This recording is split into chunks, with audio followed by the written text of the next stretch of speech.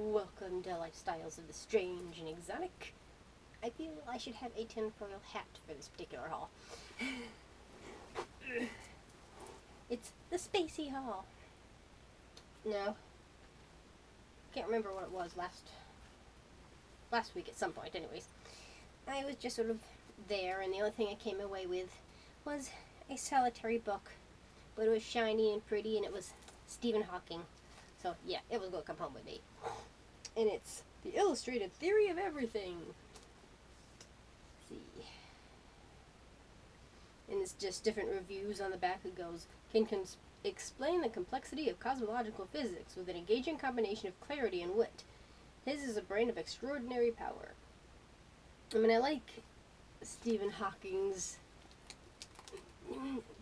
the way it just simplifies complicated concepts. You know, it's like, well, of course, you know, the theory of relativity and you know, black holes and warp drive and whatever, you know, it's like, and it's, you know, I sort of started reading it. 3 ways to grow a black hole. So it's just, you know, and these are, 6 different lectures he's given, or based on lectures. So I thought that was really kind of cool. And even though it's like a complicated subject matter, he makes it easy to read. That's why his A Brief History of Time is so, you know, popular, because it's got that information, but it's a simple and entertaining read. Science should always be amusing. So that was cool. And this was only $2. So it would have been $1 this week. Oh well. But I'll pay that extra $1 for Stephen Hawking. And it's still stupid, their sales. Today it was like triple stamps. I think it was triple stamps if you spent $20, and it's like, no. And I don't know what the hell tomorrow's going to be. And then Wednesdays, whatever tag is this week, it'll be $1. I don't know. It's like, I liked it before when you had like the whole week, you know, whatever tag was $1, and then the other tag was 50% off. You actually sold stuff. But the dumbass is getting so greedy now, it's like, so I'm much more specific in what I want now. And this I figured I'd try in my loo. And it's just a soap dispenser. This was $1.50. They did have some at the Dollar Tree, but I didn't like the shapes to them. I liked the one that I got for 50 cents more. So I shall endeavor to see if this works. Because everybody else I know has one of these. But I kind of like the foamy stuff, but you seem to like use more. You use less, yet you use more, so it probably works out the same. So I don't know. I have to make sure I still have some soap to put in there. So a fancy soap dispenser for my thingy. What do you think? Is it beautiful? Of course, I would prefer black with like skulls all over it, but that's what my one for the kitchen is. It was like a soft soap holiday one, and it's supposed to glow in the dark and has a skull on it, so I just refilled that one because it's cool. So this is going to be the bathroom. Black space. There you go. Probably came from Walmart or something. And I'm still looking for little tin boxes now that I actually have a particular use for them. And you are now sitting on top of your last box that I showed you. Works just about right, actually. And, of course, you know, being me, everybody's going, that's so weird, but it's actually kind of fascinating and, well, for me, entertaining anyways. You know, nobody thinks about trees anymore. You know, it's just sort of tall things with lots of green, or if you're up here in New England, you know, they change color. It's just sort of, you literally just see the forest and not the trees. And doing my different researches in, you know, kind of focusing more on the nature stuff, I'm like, you know, I've always liked the birch tree at my grandparents there. And they had to cut it down after, I think it was a snowstorm. So I finally got some pieces of actual birch. Excuse me, moi. Ooh. Good, good. So I've sort of been collecting sticks. Now, I kind of feel guilty like ripping things off of a tree. I mean, you want somebody to come and ripping off something at you. So I'd prefer just twigs off of the, you know, if the tree don't want it anymore, I guess it's, you know, free takings, right? So this was just off the white birch tree. And I found an app that kind of, I think, is it from like the Smithsonian or something? There's a few of them that'll tell you, you know, the different leaves of the different trees. And it's kind of nifty when you like just sit in your backyard and realize you don't just have a tree. There's multiple types of trees. So this is the white birch. And I got this from my sisters. And I thought it was a different tree. But the leaves, after discovering it on the app, said it was like a yellow birch because the bark is different. So I think I've got the white birch, which is your typical, you know, paper type birch. And it said that if you squeeze like the leaves of the birch tree, it gives you like a wintergreen smell. But then, you know, I have no smell ability at the moment, so I can't test that out. What the heck are you doing, dude? So this might be a different type of birch tree, so that's kind of neat. So that's why I wanted the little tins to have the little pieces of the different types of wood. Maybe it's crazy, I don't know. But I always thought trees are cool. And I've got my maple, and I've got some pine, and I think that's an oak tree behind us. It must be because if we have acorns, that's oak, right? That's maple. So, I don't know, but it's like a treasure hunt, kind of getting to see the different trees, and I don't know. I think it's cool. You should do that. So you could do that with flowers too, or you know, just look around. You know, enjoy them while we still have them. You know, before we all suffocate to death. So, long spiel about trees. That's what I want. Dude. Instead of squirrel, it's cat. Metal box, trees, sticks, good. And this I got for $1. And they had one that was like kind of shallow, but this one had Pokemon. And it was the fire Pokemon, which was cool. I remember the day when like the most Pokemon was the 101 because it was Mew and Mewtwo. I kind of lost track after that.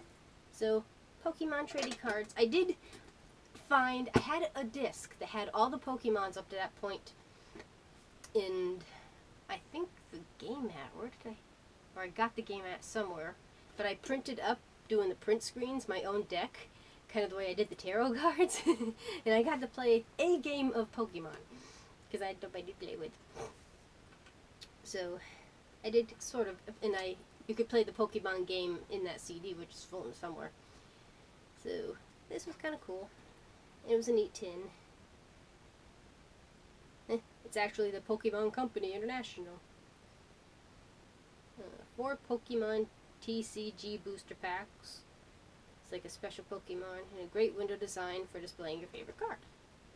That's kind of cool. Kind of wish I had the Star Trek version for my Star Trek CCGs.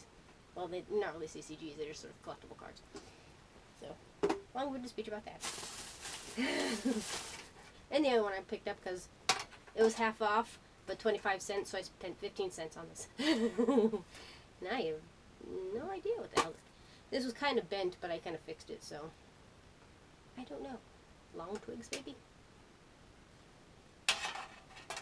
For 15 cents, like I'm going to argue. And for like every $5 you get a stamp. But I just was under by like 9 cents. And she's like, well, if you donate the 9 cents, you can get a stamp. I'm like, okay, for 9 cents, fine. But you still owe me $1 for that face that you overcharged me for. And these are the coolest things I got today. And this was $1.50. Now, I love the red glass stuff. And I've got my, you know, grandma set that we lost a glass to. I thought he broke it, but I didn't break it. But the cat's better broke it. It's like, but either way, it's broke. And of course, this is an Avon to a Wild Rose cologne.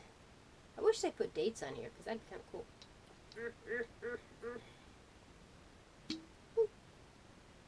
Smells like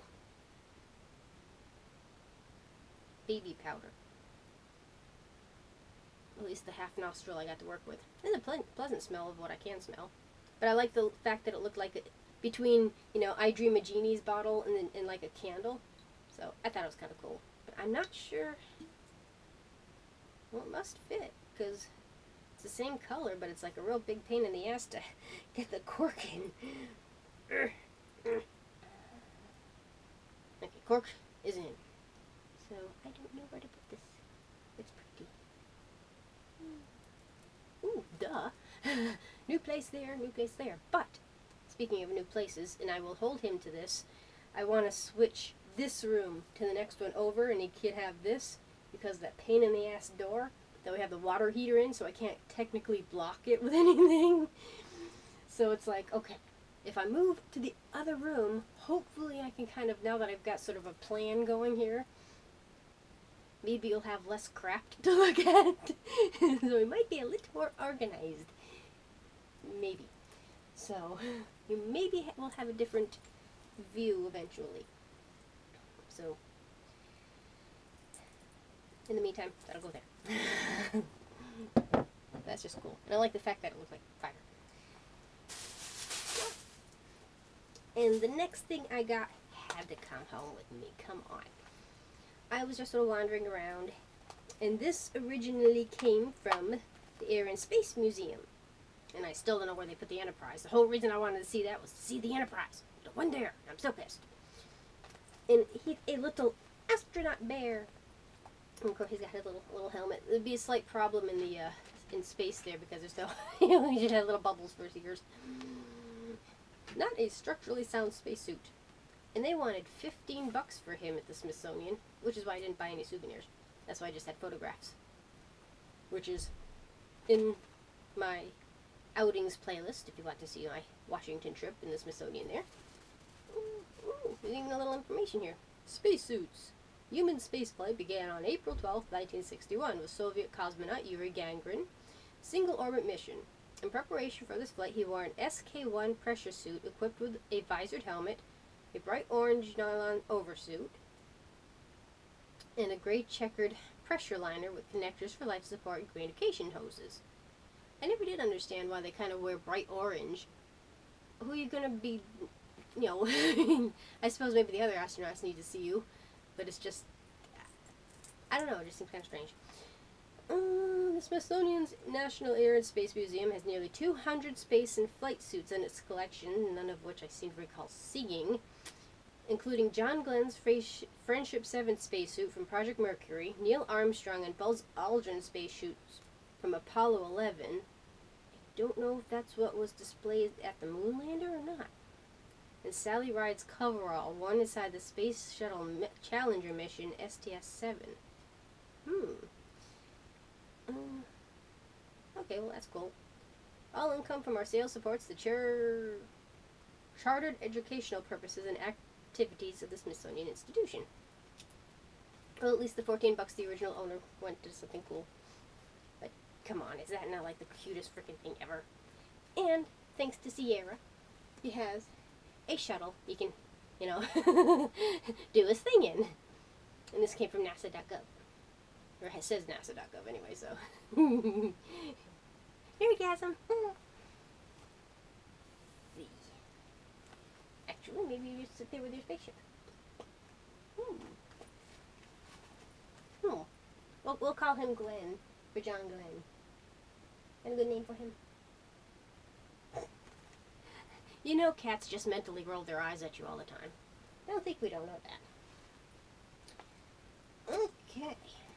I think that's all the wonderfulness I managed to acquire of today.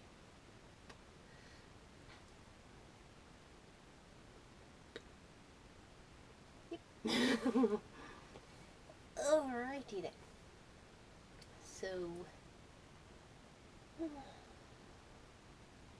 I found the app to, like, I measured the room and then, like, all of the, you know, like the bookcase and the desks and stuff, so I can kind of, like, figure out where to put them. But if I have actual wall space without freaking door, so I'm hoping I'll have something visually appealing to show you. Maybe if you're you know, that's one reason it's like, okay, if I'm just wearing my work clothes, you'd be distracted by the background. Pay no attention to the person speaking, just look at the background. It's organized chaos, not clutter. It's not the same thing. Alrighty, I think I shall adieu. Thank you for watching. Do remember to comment, rate, share, and subscribe. There's always room for one more at the Strange and Exotic. See you next time. Bye. Tiny arms.